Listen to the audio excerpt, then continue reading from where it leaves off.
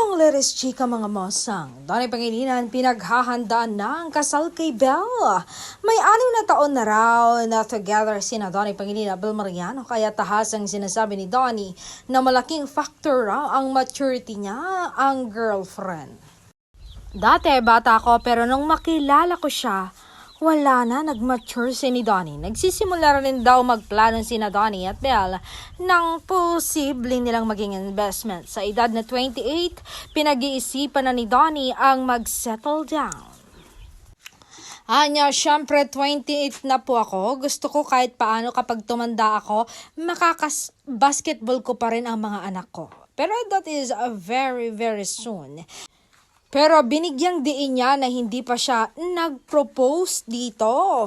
Siyempre, gusto ko po sana stable ako. May sarili akong house. Kasal kami.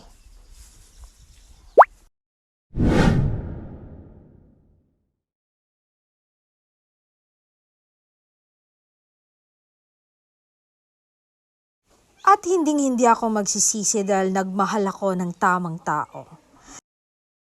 Aminado rin ang kapamilya star na may mga adjustment din siyang ginawa para mapanatiling maayos at healthy ang relationship nila ni Donnie.